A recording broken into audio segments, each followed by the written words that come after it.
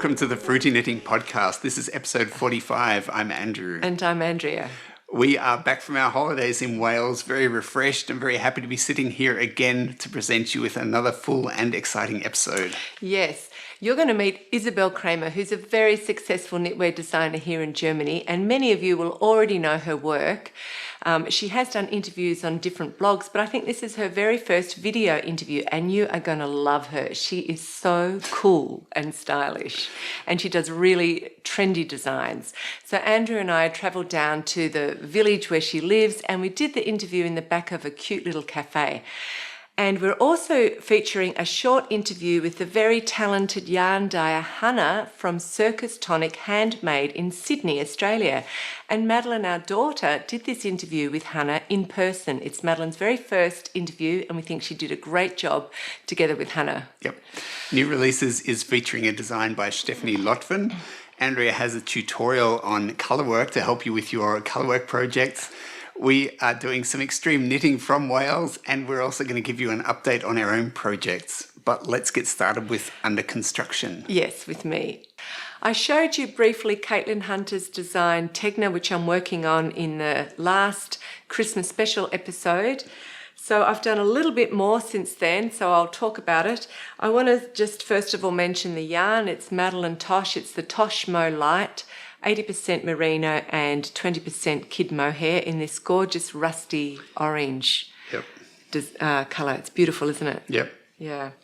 So what I've done so far is most of the body, which is great.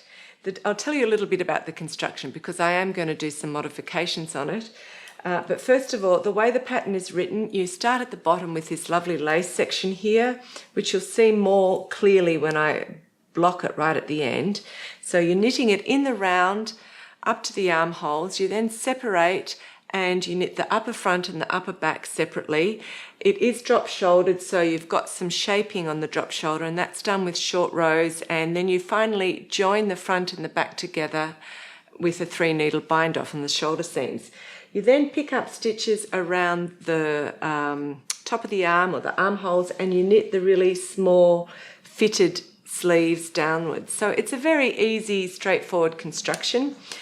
I've knitted up to the armholes, and then I separated and I've knitted this much. This is actually the back section that I'm doing here. So almost up to where I have to start doing the decreases on the armhole, the shaping. And then the front here, I'll go back and knit the front like that. So I am going to do some modifications on this, but mainly because I want to make this garment into a winter garment. So I'm going to give it long sleeves, and I'll probably put the neckline up a little bit higher. And as I knit through each stage of the garment, I'll tell you a little bit about the how and why I'm doing my modifications, because some of you have been asking me to explain how to modify a pattern to fit you better.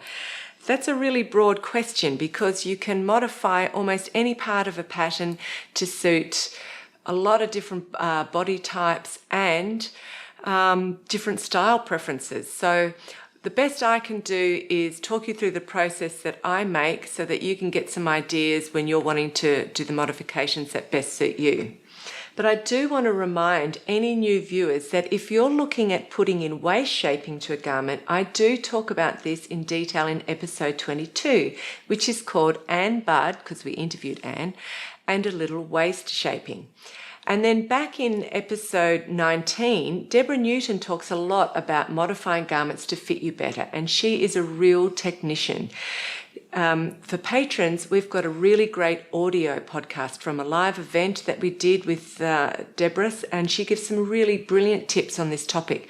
So if you haven't yet listened to that audio podcast, go back and listen to it, patrons, because it's really like taking a class with her.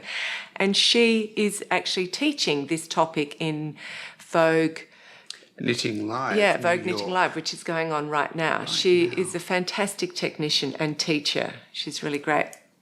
So I'm not doing a lot of changes, but I am changing my gauge, which is not really a surprise. Fancy that. Because I tend to knit at a tighter gauge than a lot of patterns. I tend to like to do that. primarily I'm changing my gauge here because this is going to be a winter garment as well. So I do want it to a little bit snugger in the fabric. Caitlin's suggested gauge is 22 stitches to 22 stitches to 28 rows. And my gauge is 24 stitches to 34 rows. So don't worry if you get your row gauges way out, like mine. It doesn't matter because mostly the pattern will say knit the length to a centimetre length, to a certain amount of centimetres, not to a definite row count. So that doesn't matter. But when I do come to redoing the shaping of the shoulders and where I put in the front and the neck shaping, I will have to recalculate that. But when I come to those sections, I'll talk you through my process. So the first thing I had to decide was what size am I going to knit and how wide am I going to make it? And it is a huge advantage to you if you know what garment shapes suit your body type best. When you're coming to making decisions on how to modify a pattern. Unless, of course, you're one of the lucky ones and everything looks great on you. I'm not like that. I've got a small bust and a small waist, but in comparison, a rather large round bottom. So I have to be very careful. Curvaceous is the right word, Dolls. Curvaceous, yes. Splendid. Okay. So I have to be very careful with oversized. And so I'm already treading on dangerous ground here with this design because it is oversized. And because if I have big and baggy and it's too long, it just makes me really bottom heavy, look very bottom heavy, which is not a good look for me. So I have decided I'm going to keep it cropped, keep the cropped look and keep it very short. If it's short and cropped, then you get a hint of my waist coming in from my bottom and it's a better look on me. That was decision number one. The second thing I decided is how much ease do I want? So I put a tape measure around my bust because this is a really important measurement. The lace section down the bottom does flare out more, but you need to decide on what size you're going to do based on what happens around up here. So I put it around and I decided that around 98 centimetres was going to give me the ease that I wanted because this is already over a cardigan and a top. So knowing that 98 was the measurement that I wanted for the ease that I wanted, I look at all of the sizes in the schematic. And 98 centimetres came out to be about 1 and maybe 1.5 centimetres bigger than size small. And I thought, great, I'm on track because normally I do knit a size small garment. So that means that I'm going to still keep the look that Caitlin wanted in this design. So I was very happy about that. Now, I want to knit my gauge of 24 stitches, but have the circumference end up being 98 centimetres. So this was my maths. 2.4, because I'm going to have 2.4 stitches per centimetre.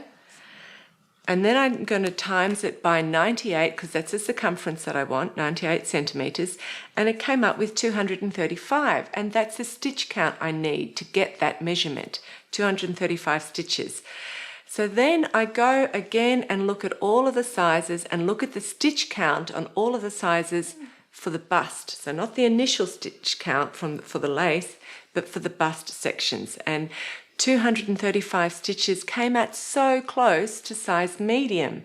So that told me, great, I will knit using the stitch count so then I don't have to recalculate the lace section, which is brilliant. I'll just knit the size medium with that stitch count and it'll cut at my gauge of 24 stitches per 10 centimetres and it'll come out with the right amount of ease, roughly a tad bigger than size small, and that's exactly what I wanted. So that was my modification process, and as I knit through the garment and do all the other modifications, I'll talk you through the process.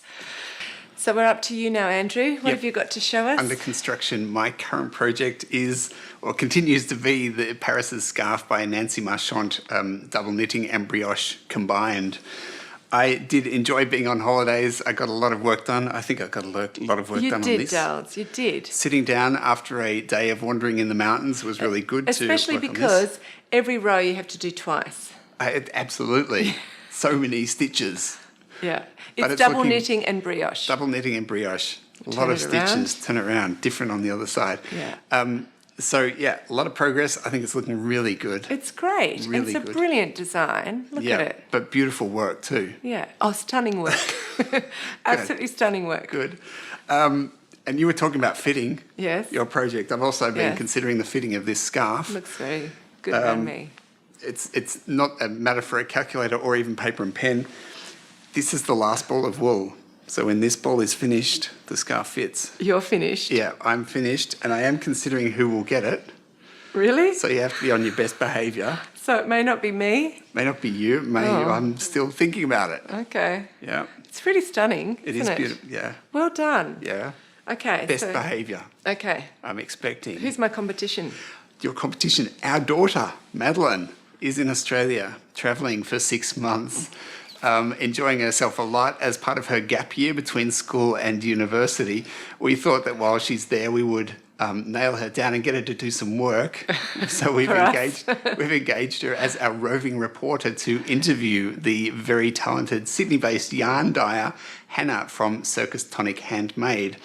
Hannah is a very clever and passionate yarn dyer, takes her inspiration from Australian birds in particular, but also flowers and gemstones Yeah. as colour inspiration for Yeah. her gorgeous yarn. Yeah. So enjoy this interview with Hannah and Madeline.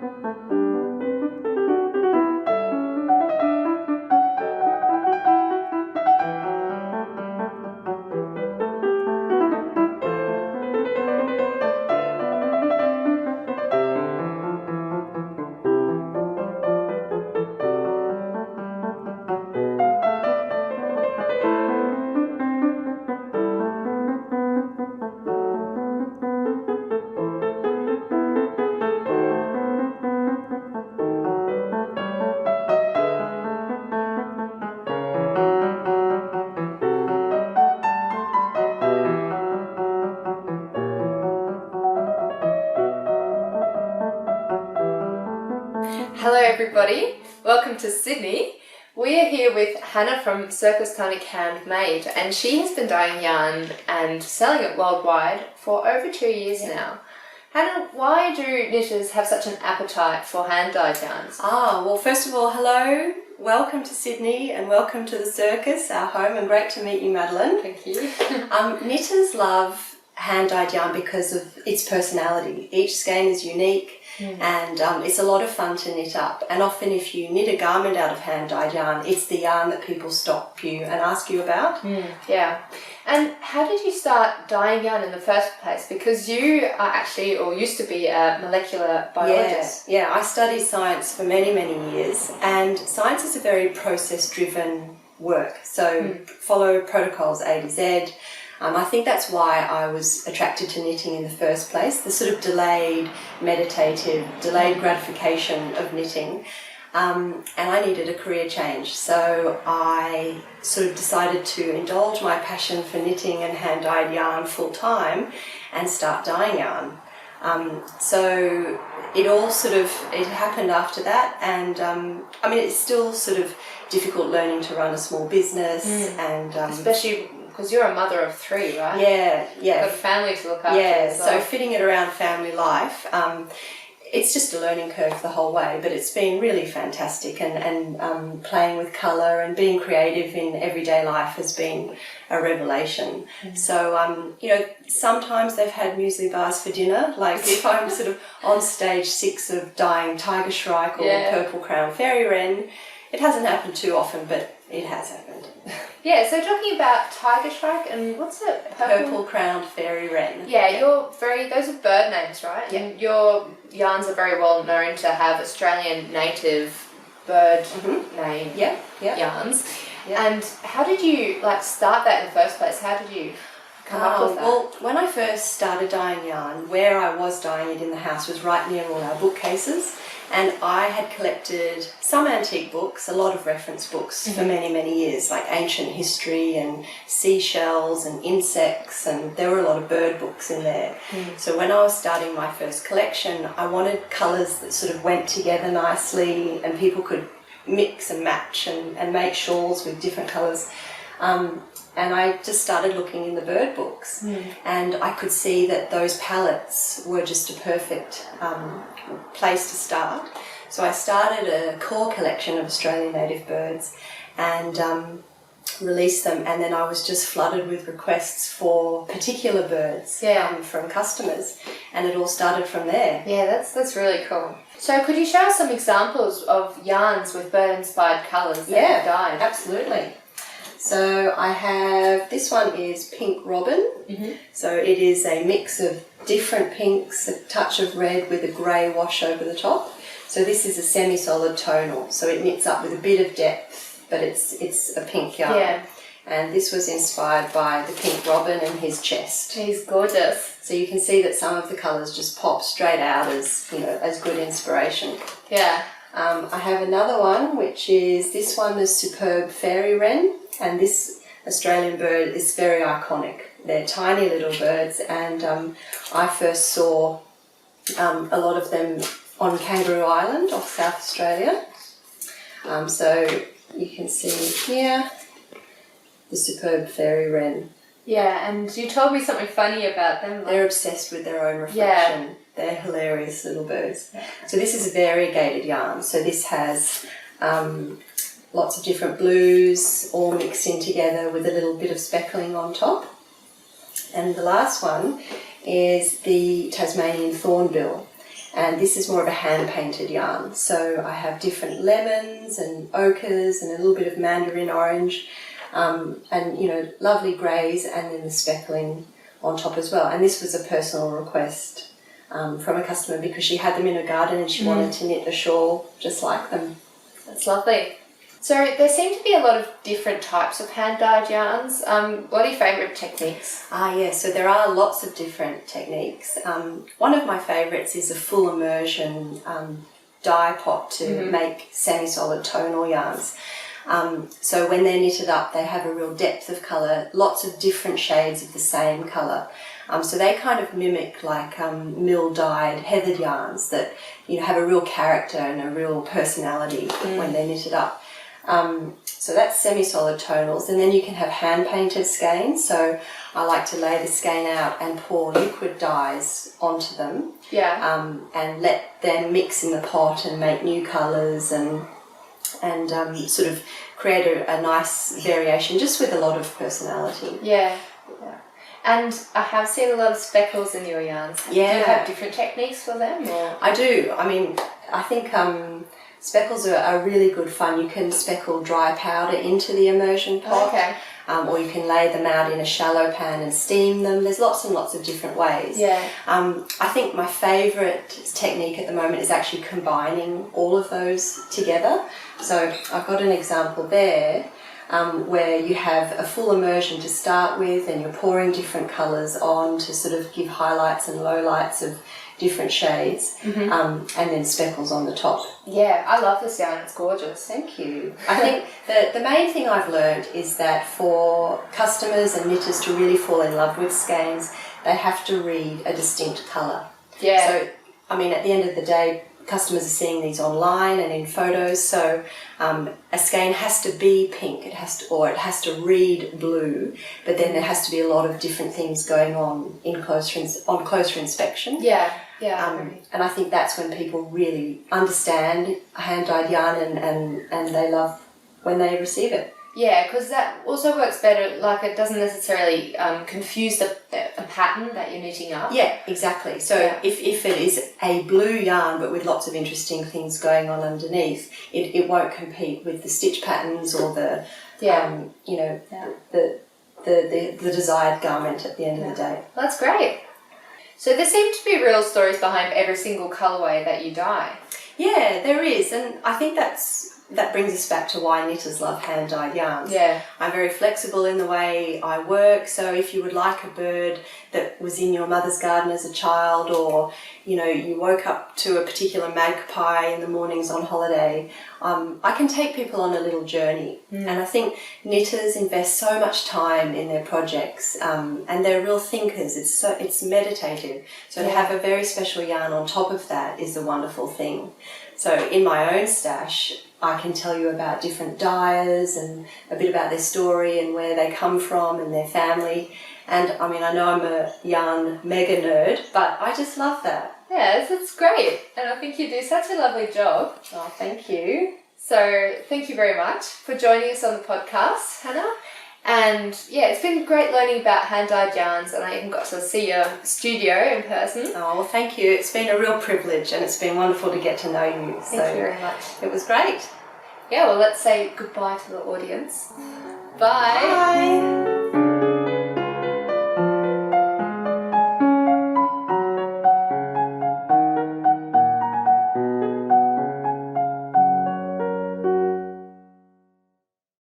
Thank you, Madeline and Hannah, for your great contribution. It was really cool seeing you there in your summer clothes when we're really cold in Snowdonia. Yep. But that was really lovely. And I was so impressed with how exact Hannah's colours are to the original bird inspiration. Yeah, I do wonder how much trial and error goes into that. Well, she has a science background, Yeah. so I think she's pretty cluey that way. Yep. But I was particularly impressed with the skein that was hand painted and based on the Tasmanian billbird. That was really subtle and really beautiful. So well done, Hannah. That's really great. Yep. So we're going on now to under construction to show you my other project, which is this is how much I've done of it, and it is from Marie Wallen's Shetland collection, which is her latest collection that's just come out. The one I'm doing is called Samfree. Here's a picture of the design, and it is named after one of the uninhabited islands of Shetland. And I totally love this design, mainly because it's got this lovely long waistband that's in contrasting stripes, and then you've got the complex Fair Isle design on top, and that combination together I thought was really quite unique. It's very groovy, isn't it? It is. It's beautiful. It's my favourite out of the whole collection. And it uses 14 colours. 14 colours, dolls. 14 colours, yes. Anyway, so the pattern is knitted in the flat, which means that you knit and then you purl back. So it's knitted in pieces. But I've easily converted it into the round, and I'll be knitting it into the round, not into the round, up to the shoulder, up to the armholes, not the shoulders, and then I'll divide for the upper body and the upper front and upper back, and knit that and purl back, which is not a big section, so it doesn't matter, or else I'll stick the armholes and keep it in the round for as long as possible. It is drop shouldered with no shaping in the armholes, so that makes sticking here very easy. Yeah, it's a great design. And back to the colours. It does take 14 colours.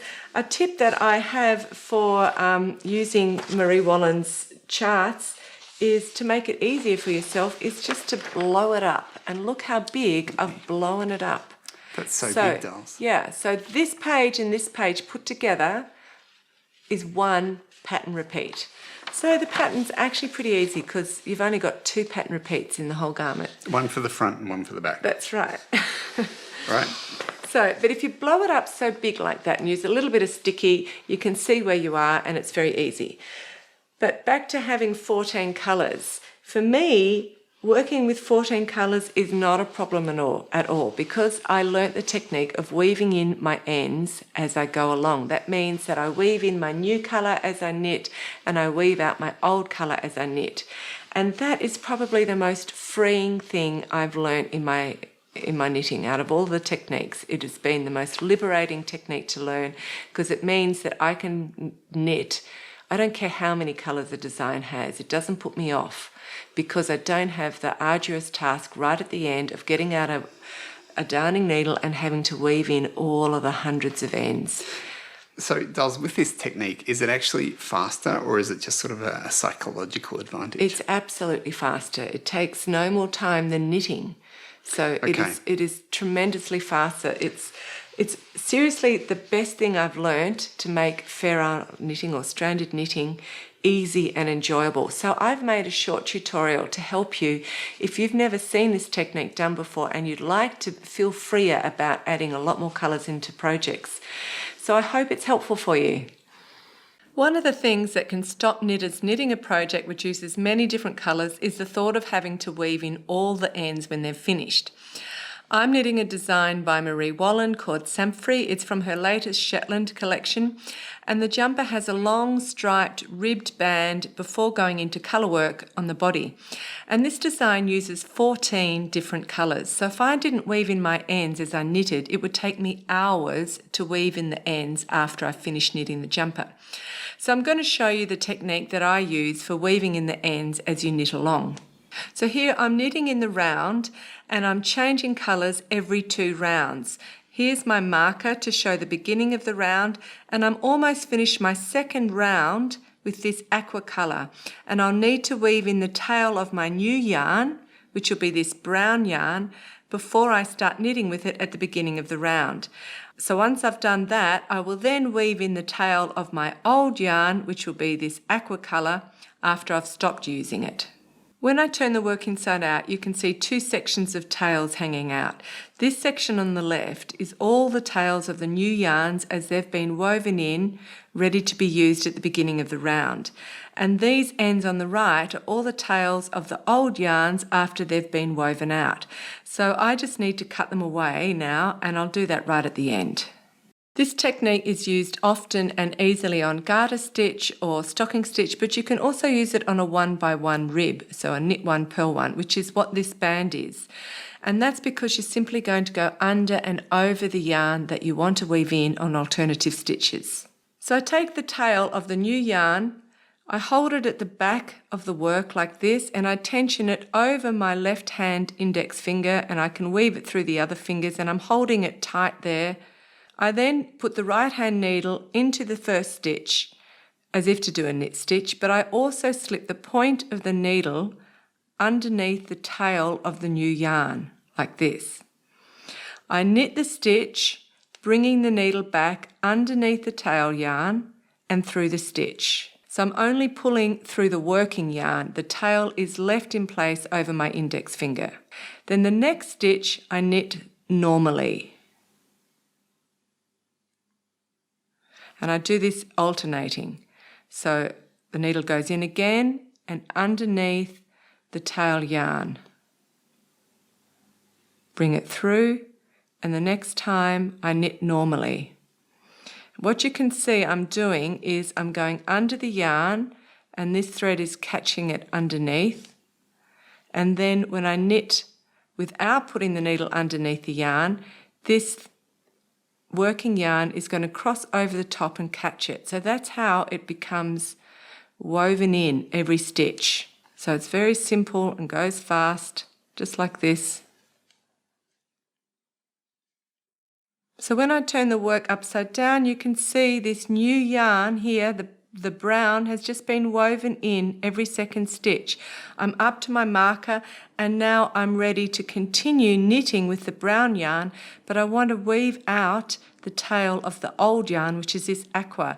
So I could just put the yarns in the different positions and I continue on. So my working yarn is in the right hand and the tail end is now in the left hand over the top of my left hand index finger. So I knit one, and then I knit again and I put the right hand needle underneath the tail end. And then I knit it over the top and underneath the tail end. I usually weave in for about 6 to 8 stitches, knitting slightly tighter so the stitches look the same size on the front, even though they have an extra thread going through them at the back. And if you're using a sticky woolen spun yarn, you don't need to weave in through as many stitches as you do if you're using a slippery shiny yarn. So I've unpicked that, and I'm now going to show you how to do it on a 1x1 rib, which is just the same kind of technique. So every time I do a knit stitch, I put the right hand needle also underneath the tail end of the new yarn, and I knit it, and then I bring my yarn to the front and I purl. And then the yarn to the back and I knit, putting the right hand needle underneath the tail, bring the yarn to the front and purl. So you can see it's exactly the same technique. And when I put my yarn to the front to purl, it's trapping the new yarn tail. So I've been knitting English style with the working yarn in my right hand. If you're a continental knitter, you can still use this technique. I'll show you how to position the yarns, and I'm sure with a bit of practice you'll manage it much better than me, because you'll be used to having the threads or the yarn threads in your left hand. If you understand the concept of what you're doing, then you can adjust your fingers or the yarn to suit yourself better, but still do the same technique. Basically, you're going to go under and over the yarn that you want to weave in alternation. So I've just done 2 rounds of the brown yarn. I'm back to the beginning of the round and I am going to knit 2 rounds with this green yarn. And now I'm going to show you in stocking stitch how you would hold your yarns if you're a continental knitter and do the same technique. So you have the new yarn on the right. In my case, it's the green one, and that's the one that is my working yarn to knit 2 more rounds. And the yarn that you want to weave out, so the old yarn, is here on the left, and that's the brown one. You put your needle in as if to knit, and the first time you knit from over the top of the brown yarn, the old yarn, and then the next stitch you go behind or below the brown yarn and pick up. So this time you're going over the top of the brown yarn and knitting, and then the next stitch you're going underneath the brown yarn and knitting. So you're basically going under and over the yarn that you want to weave in or weave out in alternation. So right at the end, you're ready to just simply cut off all these ends.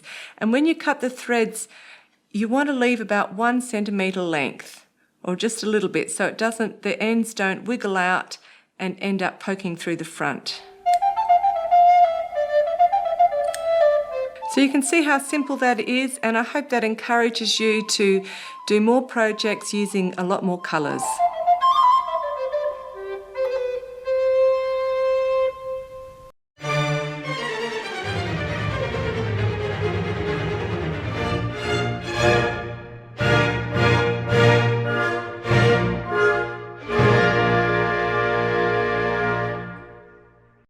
Hi, I'm Stephanie Lotvin, and I recently designed the sock arms and the little sock arms patterns.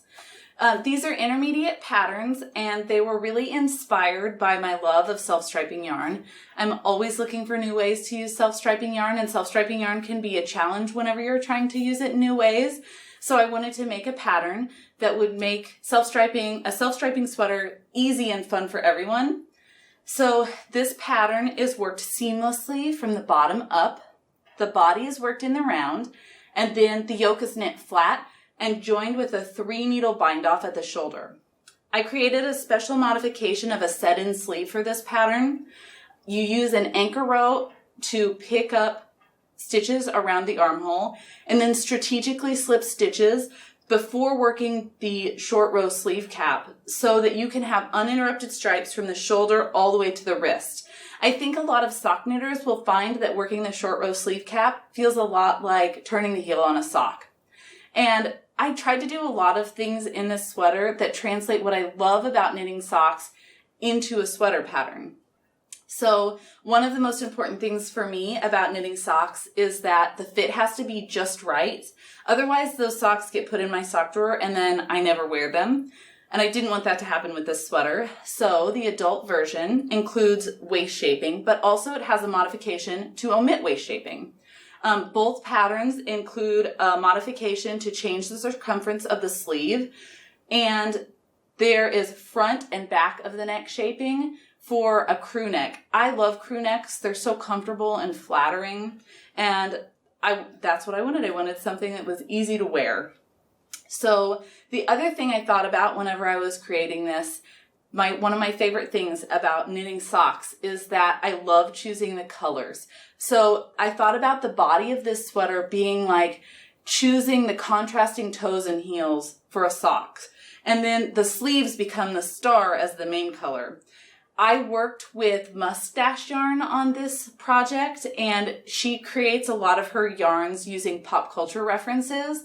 So all of these colorways were inspired by Guardians of the Galaxy, and I'm a huge comic book fan. So I was really excited to be able to combine my love of knitting with my love of comic books. The body of this sweater is knit in a Nebula colorway, and the sleeves are knit in Bad Guy colorways. And one of the great things that Mustache does with her yarn is she has something called Must Match skeins, which are two 50-gram skeins that are dyed to match perfectly. So you can start and end both of your sleeves in the same colorway without wasting any of the yarn in the striping sequence. And the other thing that I thought about that's really fun with knitting socks is you get a lot of yardage, and you can really personalize your sweater the way that you can personalize a pair of socks. So if you knit this sweater with gradient yarn, you could knit this sweater with self-striping like I did. You can knit one sleeve in one color and one sleeve in another color, which is what I did for the child's version. And every time you knit the sweater, it's going to look completely different. And I really hope that when you knit this sweater, whether or not you're a sock knitter, you're going to have the same fun that I have whenever I knit socks. So I hope you enjoy the pattern, and thank you so much for having me on the podcast.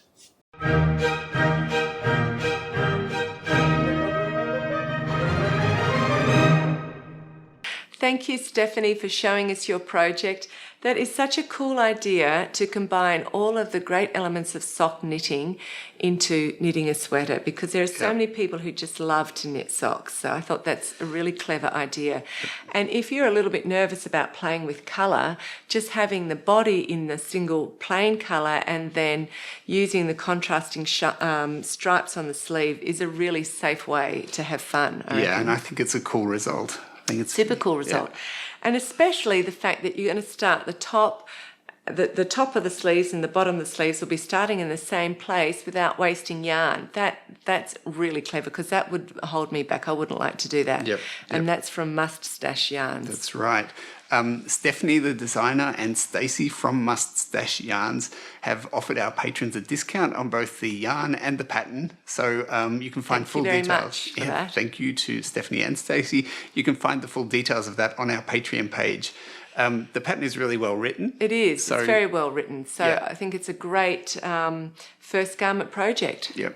As you know, we have just come back from our holidays in Snowdonia. So coming up is a short extreme knitting segment from the woods around the village of Betsy Coed, which is where we were staying while we were in Wales. Yeah, and while we were in Wales, we really enjoyed catching up on some BBC documentaries that we don't get easy access to here in Germany. And one of them was with Dame Judi Dench, and it was called My Passion for Trees. And we learned a little bit more about yew trees, which are the oldest native trees in the UK. And the oldest tree in Britain was found in a Welsh churchyard, and it was more than 5,000 years old. That's incredible. That is so incredible. Well, in our little apartment where we stayed, just down the road from that was a little Welsh church that dated back to the 12th century, and in its churchyard there were 3 yew trees, and each of them were over 3,000 years old. So that was an incredible thing for us to find after just watching this documentary. And it's interesting because the yew trees were considered to be magical or sacred in past pagan religions. And they're often found in churchyards across Britain because the early church often took over existing religious sites as it went around and converted and took over the pagan religions.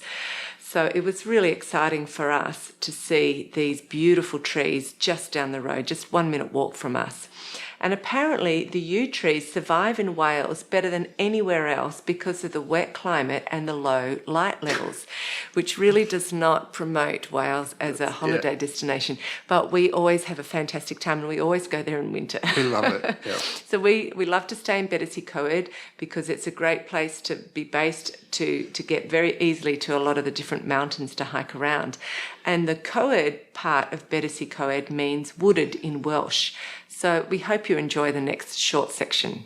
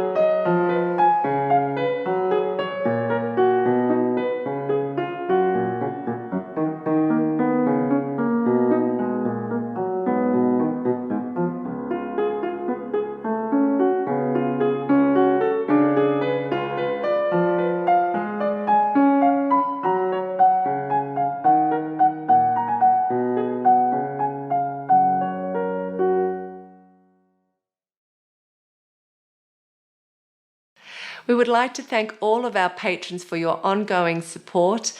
Preparing the content of this podcast and the supporting website is definitely full-time work for me, and Andrew helps me out on top of this. So we do ask you, if you really value this show and you would like to see it continue, to please become a patron. Thank you. Coming up now is our feature interview with Isabel Kramer. Isabel is a German designer with a mind-boggling output in sweater designs. Totally. Her designs are mostly top-down and seamless, and they are all very stylish. Yeah, I loved meeting Isabel. She is a really cool, funky lady. And it was a lot of fun to meet her, to talk to her. And I was so inspired just by her innate sense of style. She's very stylish.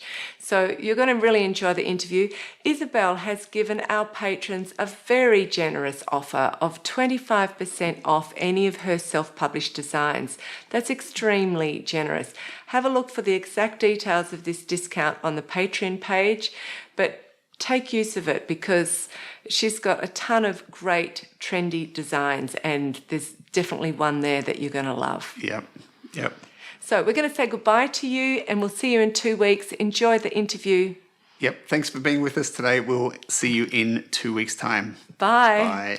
Bye.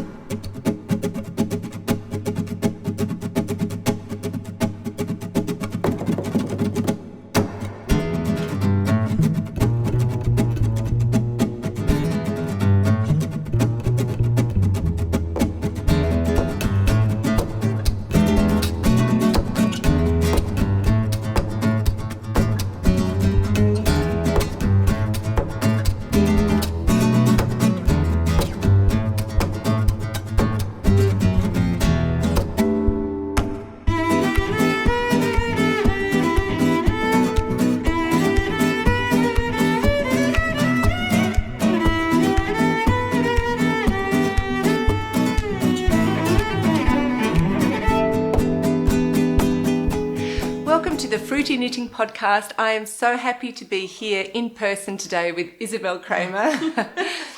Isabel Kramer is a very well-respected and admired knitwear designer, and this morning Andrew and I travelled down south from Frankfurt to the village of Biesigheim, which is where Isabel lives. And for those of you who live in Germany, we're very close to Stuttgart. So, or those of you who know Germany, that's where we are. So you can get a little bit of an idea.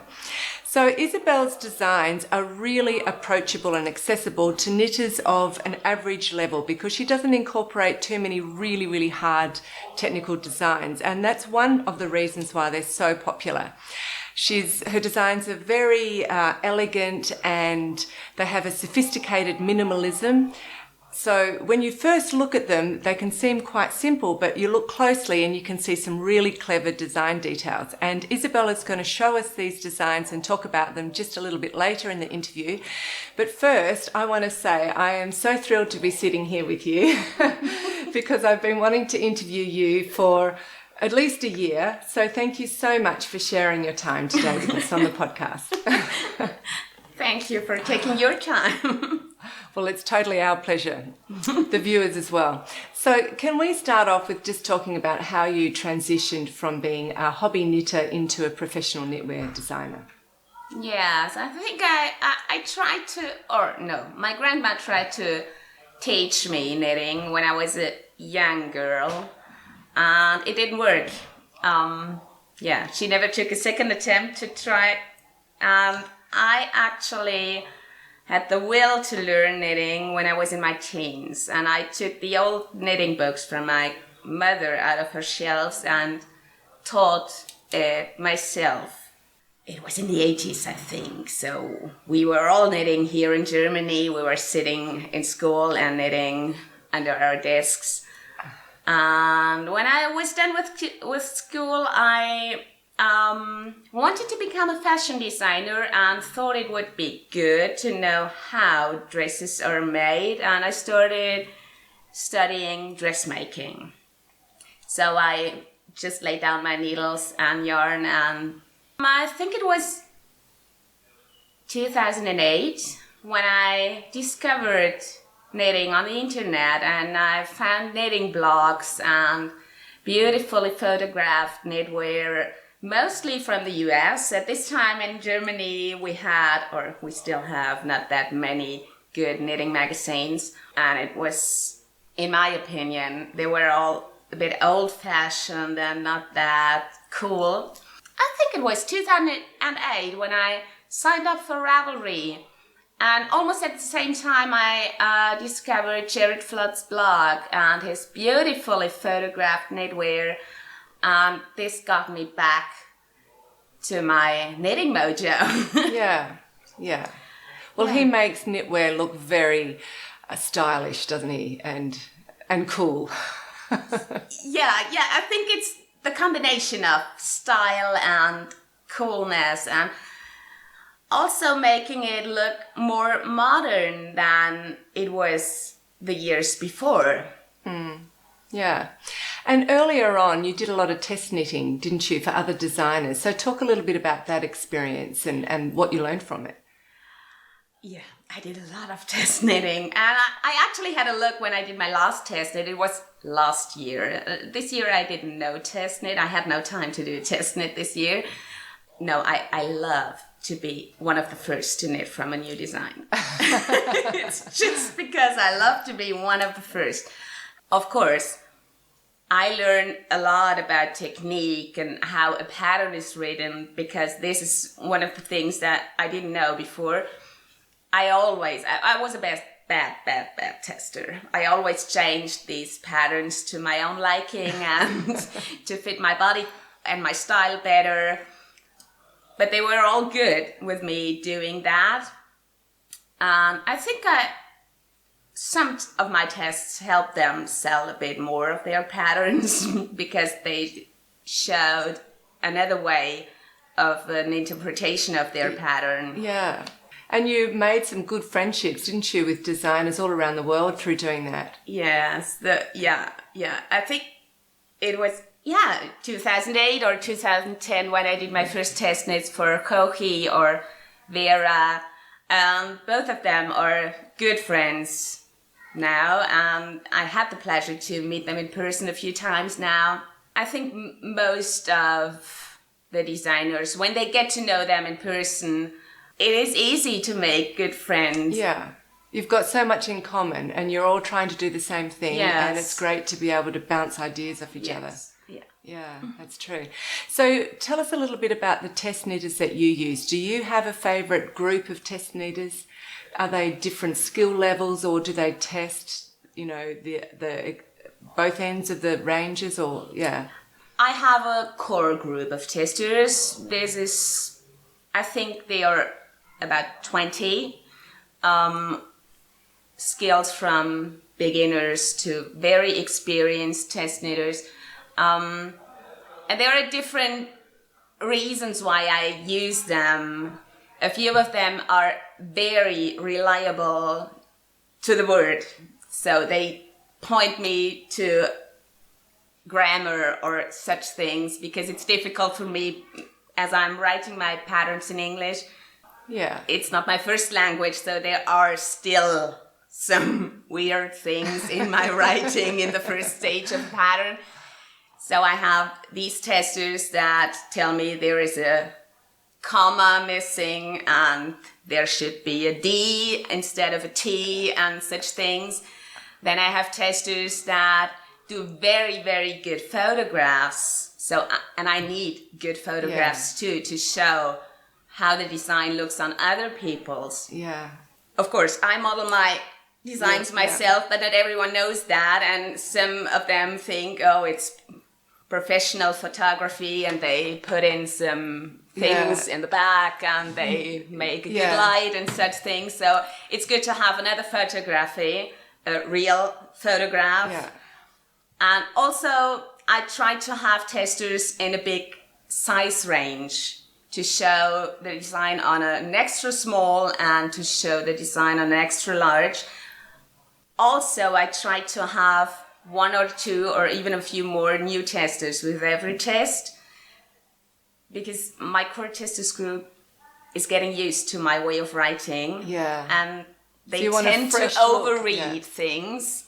And they know what I want when I write some things. and the new ones are the ones that, what do you mean with that? What should I do here? And could you be clearer here? So it's good to have 2 or 3 new ones in every test Yeah. to get a fresh eye on these things.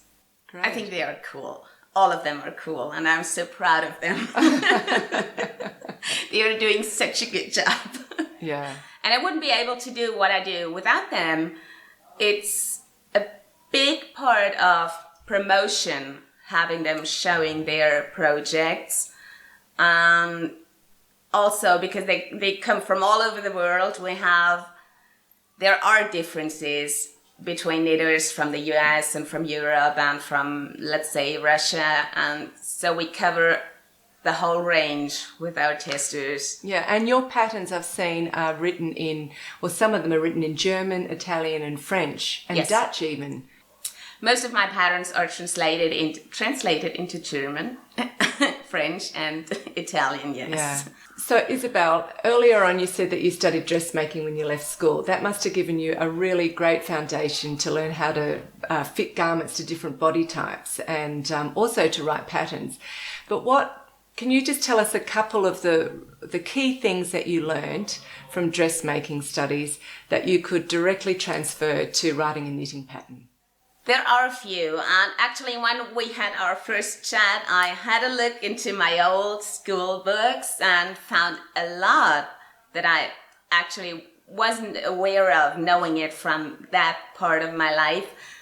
The most important thing I learned with dressmaking is about proportions of a body and about grading the sizes for patterns.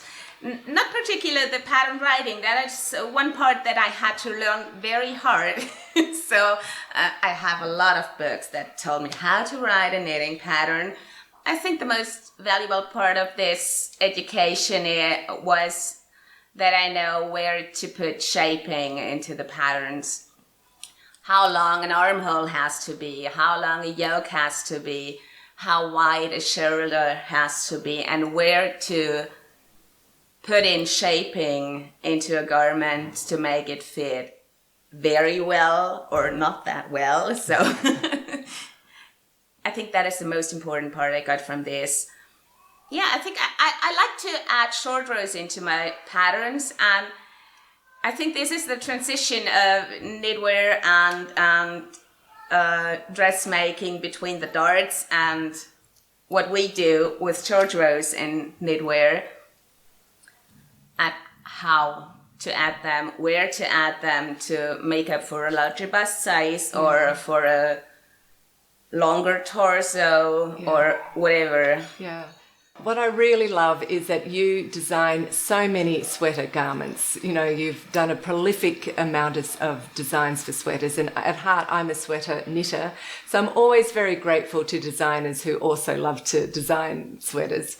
And a few other designers have actually, I've heard them say that they really find your work very inspiring because they love your minimalism but really clever use of details. So how would you describe your design style, and what do you think your strengths are? I actually think there is a lot of my personal style in it. My aim is to design garments that are casual, modern, with a little twist. There is no aim for creating a very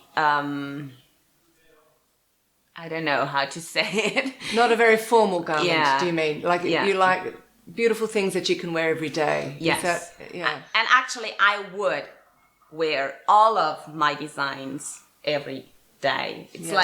like, putting it on over a dress, to jeans, over a shirt. Yeah. They all work for me. And I think what most people like is just that little bit. It's a little bit different than usual. It's clean, it's straight, just a bit like me. Yeah. So it's very wearable, but when you're wearing them, you do feel special because it's something unique. Yes, of course. Yeah, That's yeah. the beauty of knitting. That's gorgeous thing of hand knitting. We can create things with our own hands in the color we like, in the yarn we like, and we have a garment that is just made for us. Yeah. Yeah. You've got a pile of swatches here. I have. So tell us about them. You obviously swatch a lot. I do, and I really enjoy it, and all of us should enjoy that because because I think it's all I said that it's you don't have to call it swatching, you can call it yarn tasting. And I love to taste yarn. I love to try out new yarns and see what they do, how they behave if I use a bigger needle size or a smaller needle size, how they look when I add a pattern to it or not. You have to do swatches to find out about the final fabric of the garment you want to do. So these are swatches I did for my first design I did for Quince & Co. That is called April. And of course the first is just pure stockinette stitch to find out how the drape is. And we knew that we wanted to have an eyelet pattern on, so I started with a bigger one. And I wasn't really keen on that. Then I went down to a smaller one. And in the end, we had this one. Yeah, that's beautiful. Yeah. Yeah. It was the best. It is the best. I can see that. Yeah. I do really like that I one. like this too, but not for a sweater. I think I can, or maybe at the bottom of a sweater. Yeah, yeah. But this really is the good. design idea was to have just a small part of a plain stockinette stitch and start a eyelet pattern for the body, and this would have just been too wide, yes. too big.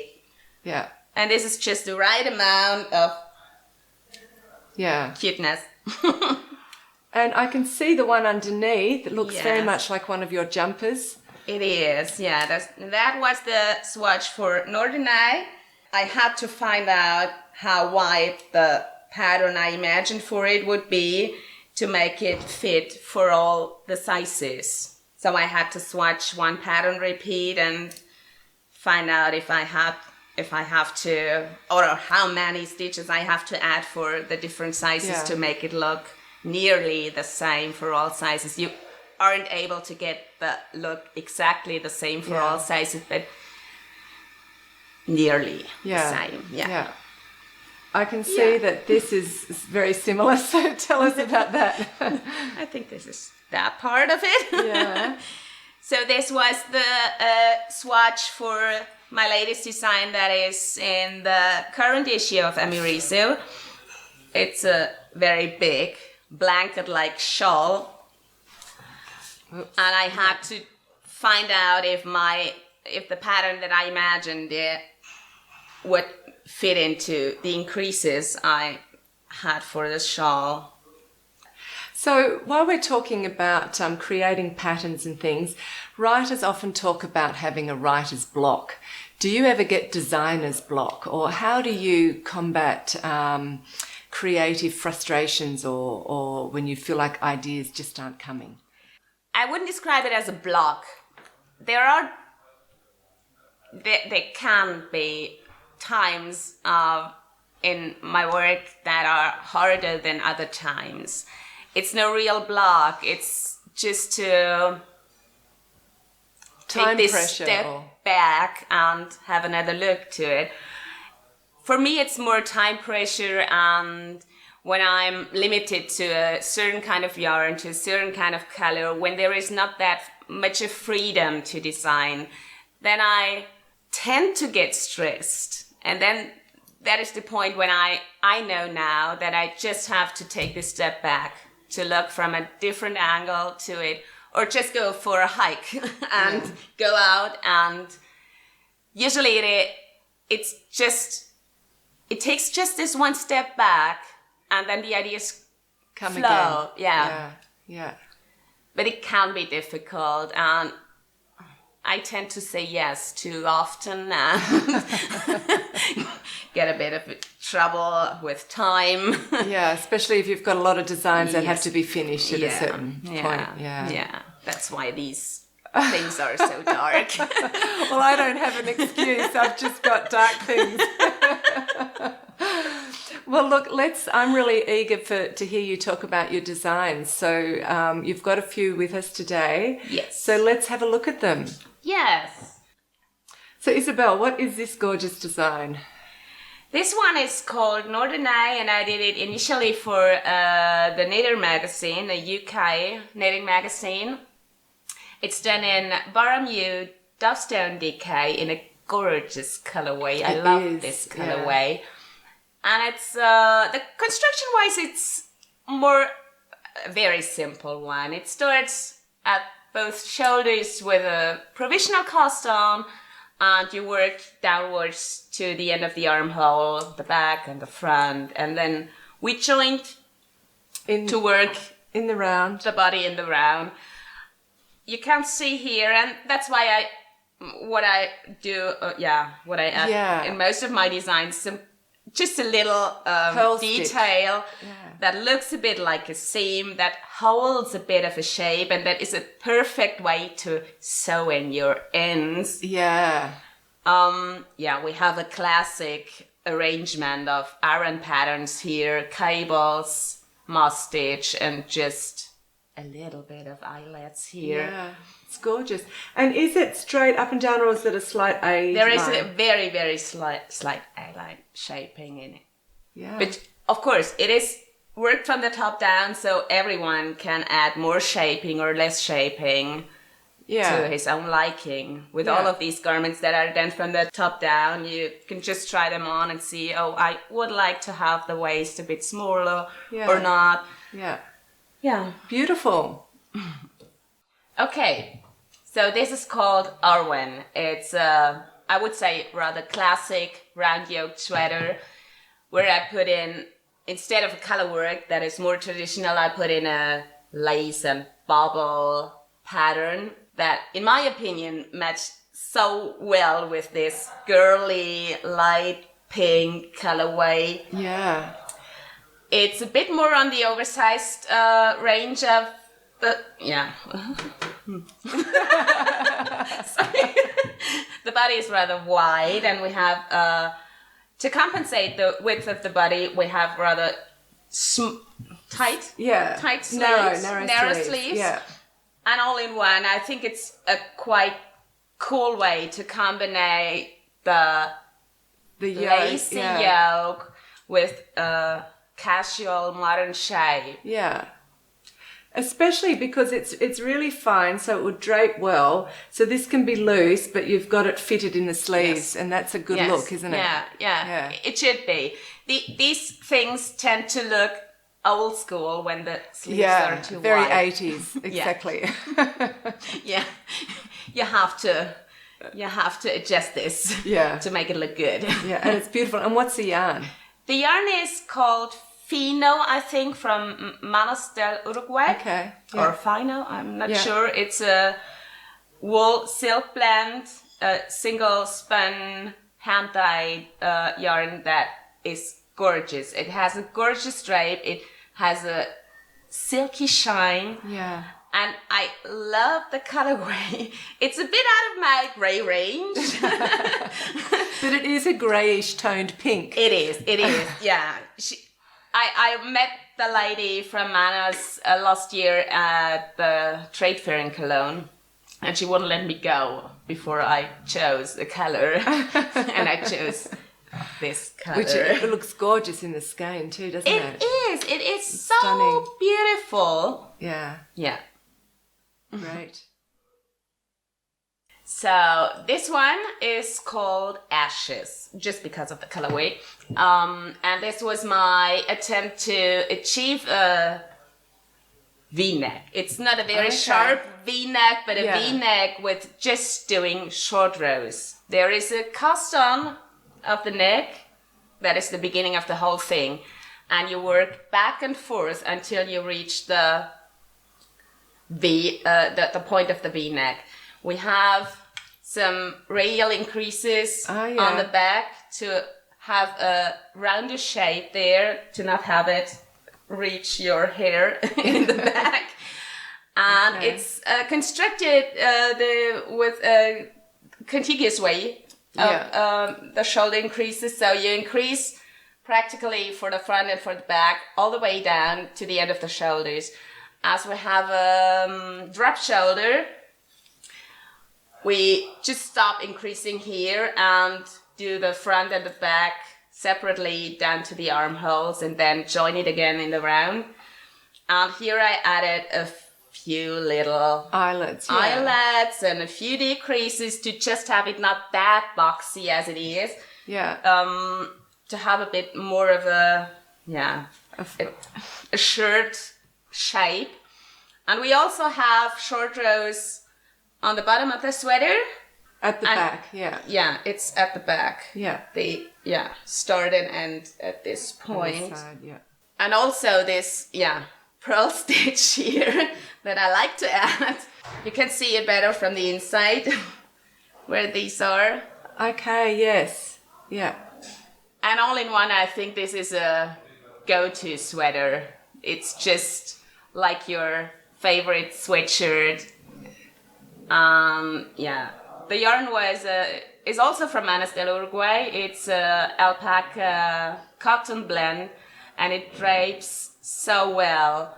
And also it wears well. I was in doubt about this point of the yarn, but I wore it quite a few times yet, and there is not much of No pilling. Yeah. pilling It's- to see. yeah. That's good. So this one is a little shawl that is called A Girl's Best Friend.